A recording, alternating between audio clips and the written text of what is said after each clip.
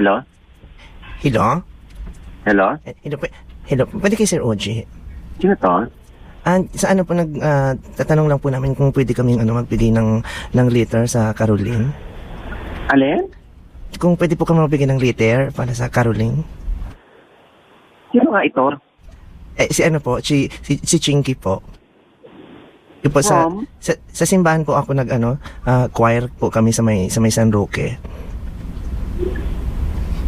San Roque ano? Sa may San Roque Church po. Saan yung San Roque Church? Sa may San Roque Church sa may sa may Manila, sa may Blumentritt. Bakit ako? Kasi may nagsabi po sa akin kasi baka pwede pong mga ruling para makayo ng solicit. Hindi nga bakit ako? Bakit ang layo-layo nyo tapos akong naano nyo? Kanina nyo nakuha yung number ko? Doon po sa isang friend ko kasi nakita niya daw po yung number niyo. Sinong friend mo? Yung sa nakita niya daw po kasi yung number niyo sa pinto ng CR na nakalagay na. Pinto ng CR? Bakit naman nalagay ko yung number ko sa pinto ng CR? Bakit ko nalagay yung number ko sa pinto ng CR? May nakalagay po kasi doon na Ay, wag alam. Ate, wag ganun ha. Kasi, kung sa pinto lang ng CR, ibig sabihin hindi tayo personally magkakilala. Okay? Hindi tayo personally magkakilala. So, ang hihinga nyo ng tulong, yung kakilala ninyo. Hindi kasi nakalagay po kasi doon sa pinto ng CR, call me if you need a friend. So, ngayon, mangangaroling kayo kasi yung number, lahat ng number sa CR, kinuha nyo? Yung number nyo lang po kasi nakalagay ito na OGD na call me if you need a friend. Magdedepende sa number na nasa CR. Bakit doon? Hindi naman tayo personally magkakilala. Kasi nga po doon sa nakalagay na call me if you need a friend, kada po kasi namin friendly po kayo. Huwag na lang ako. Kasi alam mo anak, marami rin akong charity sa tinutulungan. Okay? Marami rin ako. Doon na lang kayo sa talagang nandun sa phone book ninyo yung number at wala sa likod ng pintuan ng CR. Kasi sayang naman po yung number niyo sa pinto ng CR. Alam mo, hindi tayo magkaintindihan, ate.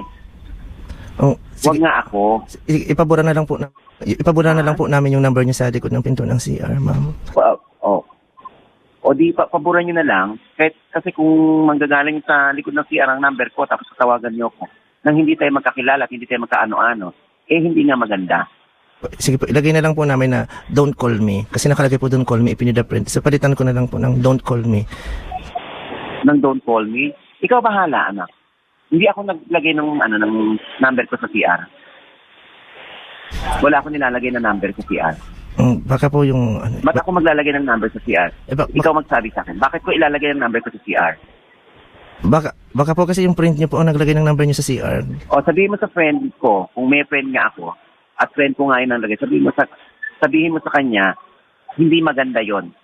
Hindi maganda na nilalagay mo yung number ng ibang tao sa likod ng pintuan ng CR.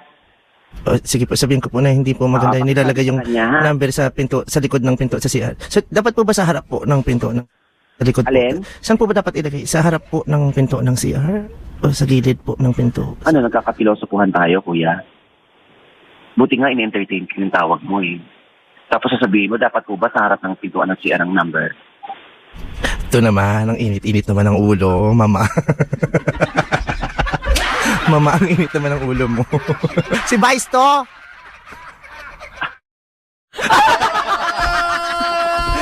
I love you, it's a prank!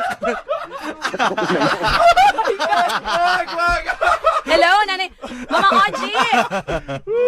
Mama OG, nasa MOR tayo at live po yung pagkakaano mo. Hello, Mama OG. Naku, wag ka magalit kay Vice. Nautusan lang po namin siya dahil dinare namin siya na mag-isip ng ipaprank niya. Inutusan ako ng anak ni Ma'am Charo, mama. Wala tayong magagawa. Tama. Dinamay ako. Sorry. Okay.